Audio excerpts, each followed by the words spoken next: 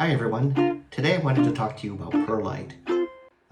Perlite is one of my favorite potting materials. It's light, it's inexpensive, and it's good for a number of different purposes.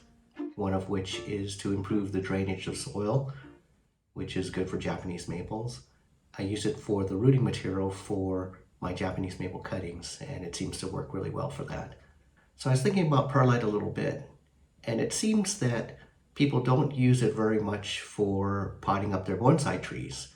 And I was wondering why that was. And so I did a little bit of digging and watching some videos and found out that really the only reason it's not used is it just is so hideously white that it looks so unnatural in a bonsai pot.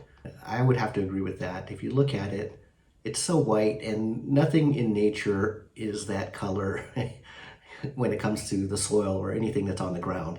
But I thought for myself, hey, let me learn a little bit more about perlite and let me think about that a little bit more. So looking into it, the one thing I did learn was that I always thought that perlite was a brand name or a trademark name of something that somebody invented, but it's actually not. It's actually the name of the formation of volcanic glass that has a lot of water entrapped into it. And so what they do with it is they heat it up to very high temperatures, and it puffs up like popcorn and turns into that white granule that we're used to seeing.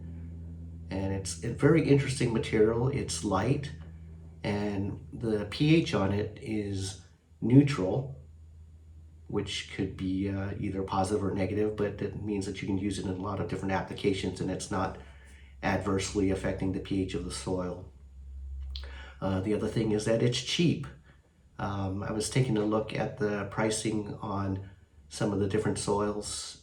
For example, Akadama is about $4 to $5 per liter, and pumice, which a lot of people use for bonsai, is about $2 to $3 per liter, and perlite is 50 cents per liter, so much cheaper.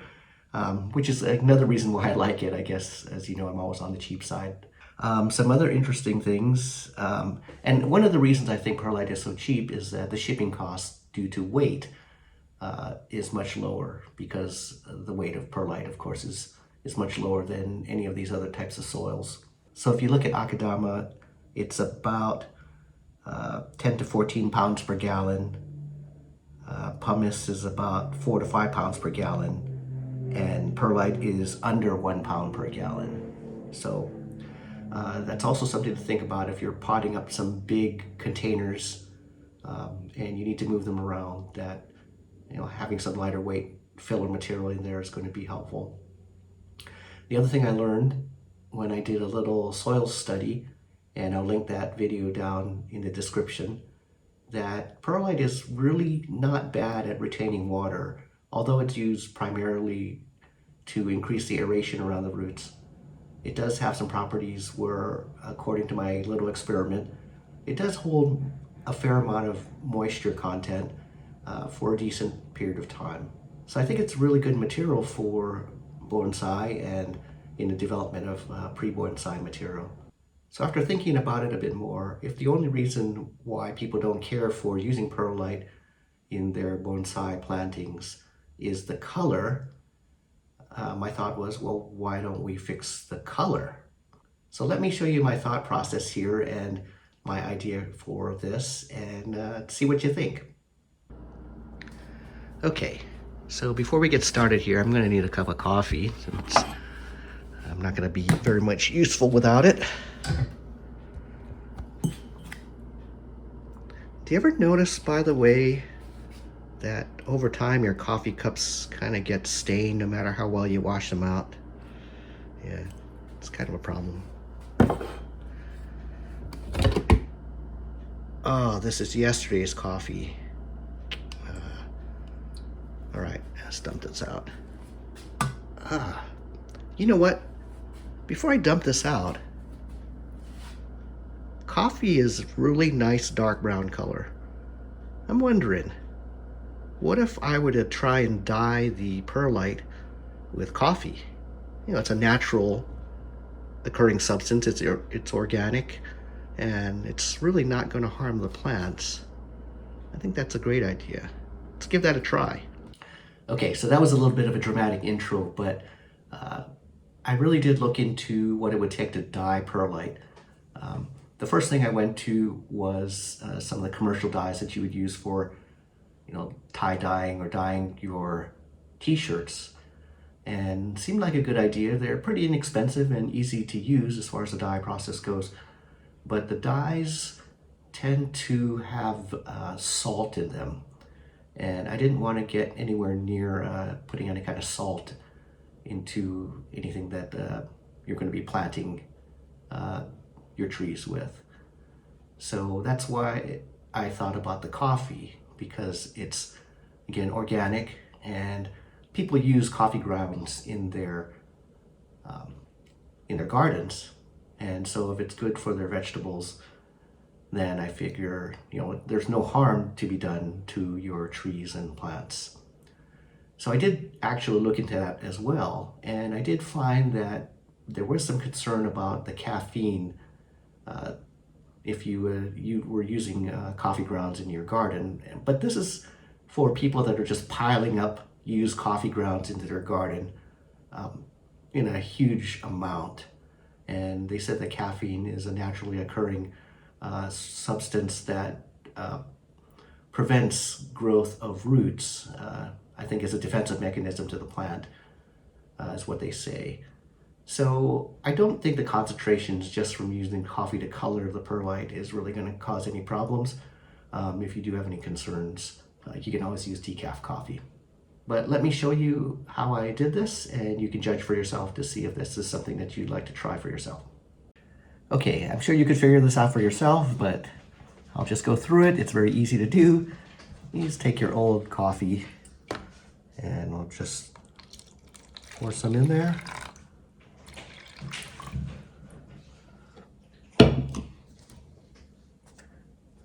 And then you're going to put your perlite.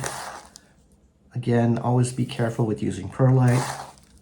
The dust is very bad for you to inhale.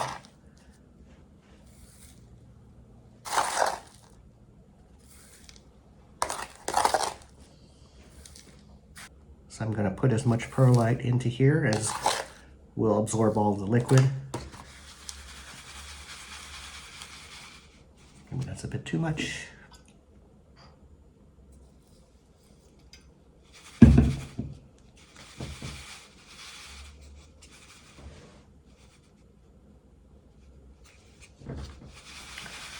Okay, so all you're going to do is you're going to leave that for a while, let it dry out. You can dump it into a bigger container like this. That will facilitate it drying faster. And after you do it the first time, you can look at the shade, and if you feel like it's not dark enough, then just do the same process again. Okay. So let me show you a sample of perlite that I've done already. You can see it's a bit darker, and I've probably put this through two or three rounds of putting coffee into it and letting it dry out, just to see about how dark I could get it. It probably doesn't need to be this dark, but that's what you would expect. You might get some non-uniformity, but that's okay. All right, so that's all you've got to do. Now, you can see that I've only done a small batch, and you could certainly do a bigger amount if you like. You can save up your unused coffee and put it in the fridge until you have enough to do the process on a bigger amount. And I think there's probably no shortage of coffee that you're going to throw away anyway. So you can save that up and use it to color your perlite.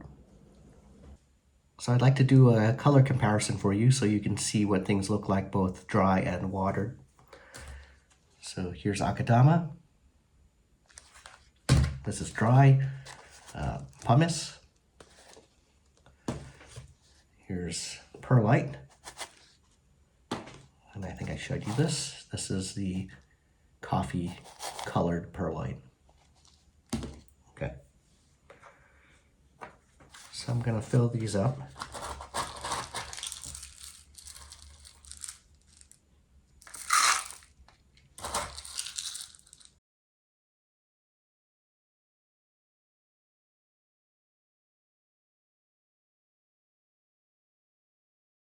a typical blend is going to be 50% Akadama and 50% pumice. I think that's a pretty traditional mixture.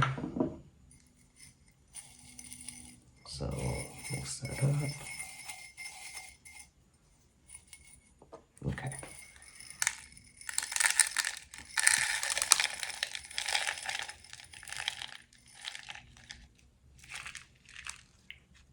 Okay, that's what that looks like. And we'll do our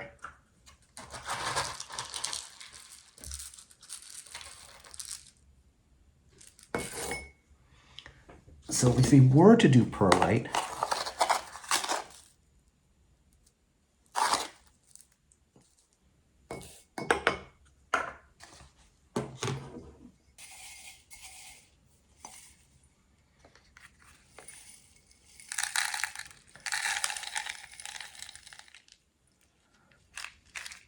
we would get this, which is what everyone hates.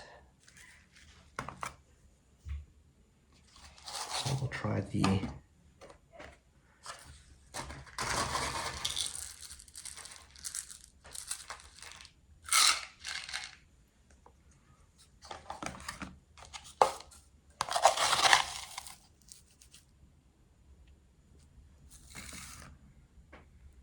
oops.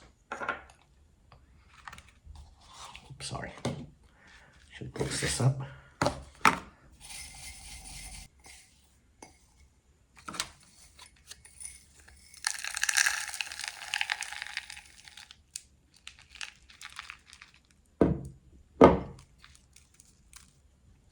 Okay, I'll take a look at that.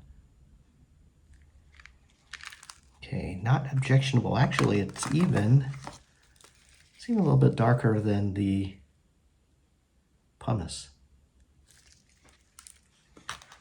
Okay.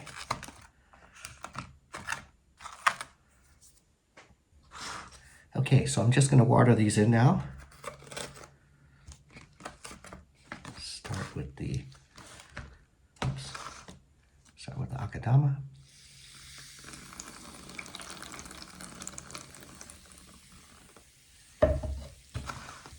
Okay, it's kind of what you expect. Here's pumice by itself, just so you can see what that looks like. It's actually very little change. Akadama with pumice.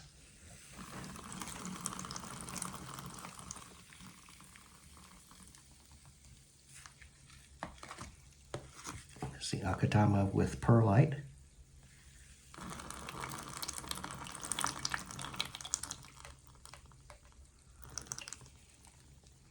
The other thing that people don't like is that perlite, being light, floats to the surface, and so then you get these concentrations of white, making it even look worse.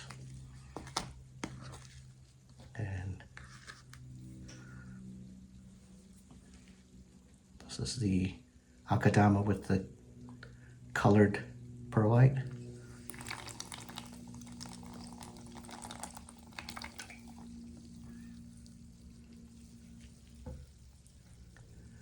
And I would just expect over time some of the coffee coloring is going to wash off and it'll get lighter over time. But certainly that doesn't look bad at all. So if you'd like to try perlite mixed in with your Akadama and you want it to look a little bit better, you can try this tip and dye it with coffee, and it looks quite nice. I think you'd be satisfied with these results. So here's a couple of little plants that a friend gave me.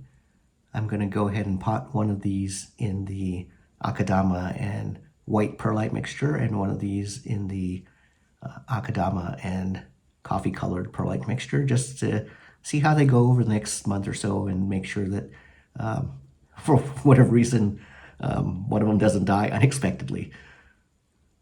So the root structure for both of these plants is roughly the same.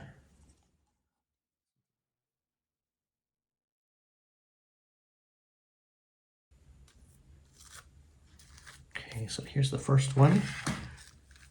pot it up with perlite.